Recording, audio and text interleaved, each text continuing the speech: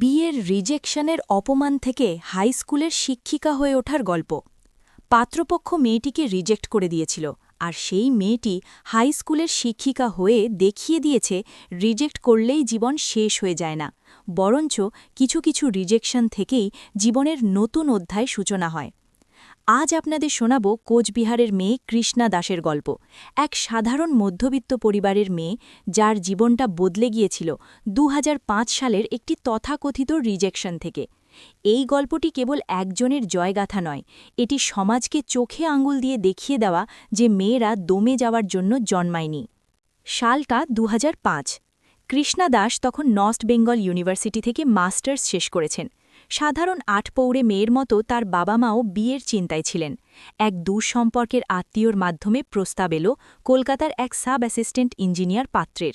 সরকারি চাকরি, সচ্ছল পরিবার, সবই ঠিকঠাক।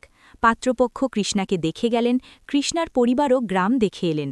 ফোন নম্বর আদান প্রদান হলো, কথা হলো। কৃষ্ণার মনেও মানুষটির জন্য তৈরি হলো এক মৃদু ভালোবাসা।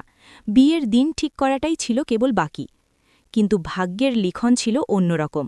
পাত্রপক্ষ বিয়ের দিন ঠিক করতে এসেছিলেন কৃষ্ণার বাড়িতে, কিন্তু এসেও শেষ মুহূর্তে পিছিয়ে গেলেন। খাওয়া দাওয়া করলেন, রাত কাটালেন, কিন্তু বিয়ের দিন ঠিক করার কথা আর বললেন না।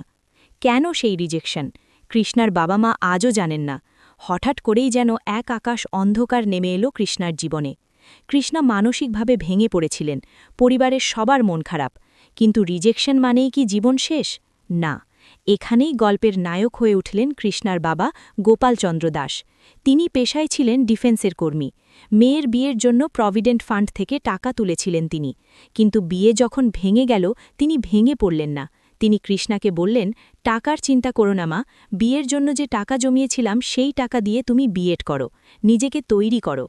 ১ লক্ষ টাকা খরচ করে ২০০৬ সালে বালুরঘাট থেকে বিএড সম্পন্ন করলেন কৃষ্ণা। ২০ বছর আগে ১ লক্ষ টাকা খরচ করে বেসরকারি কলেজে বিএড পড়তে পাঠানো একজন সাধারণ বাবার পক্ষে ছিল এক বিশাল ত্যাগ। তিনি কৃষ্ণাকে গয়না দিয়ে সাজাতে চাননি, চেয়েছেন শিক্ষার মোড়কে সাজাতে। বাবার সেই বিশ্বাস আর ত্যাগের মর্যাদা তিনি দিয়েছিলেন ২০০৮ সালে। প্রথমবার এসএসসিতে বসেই কোয়ালিফাই করলেন তিনি।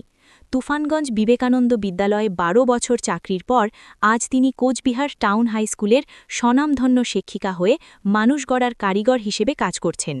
কৃষ্ণা আজ সগর্বে বলেন, ভাগ্যিস সেদিন ওই রিজেকশনটা হয়েছিল। যদি সেদিন বিয়েটা হয়ে যেত, কৃষ্ণা দাস হয়তো কোনো এক রান্নাঘরে হারিয়ে যেতেন। আজ তিনি শত শত শিক্ষার্থীর অনুপ্রেরণা। তাই বলাই যায়, ভাগ্যিস সেদিন বিয়েটা ভেঙেছিল, নইলে আজ সমাজ একজন দক্ষ শিক্ষিকাকে পেত না। কৃষ্ণার এই লড়াই আমাদের শেখায় যে কোনো মানুষ আপনাকে প্রত্যাখ্যান করলেই আপনার জীবন মূল্যহীন হয়ে যায় না। বিশেষ করে মেয়েদের উদ্দেশ্যে এই গল্প বার্তা দেয়, বিয়েই জীবনের একমাত্র লক্ষ্য নয়, নিজের পায়ে দাঁড়ানো এবং আত্মসম্মান অর্জন করাই আসল সার্থকতা।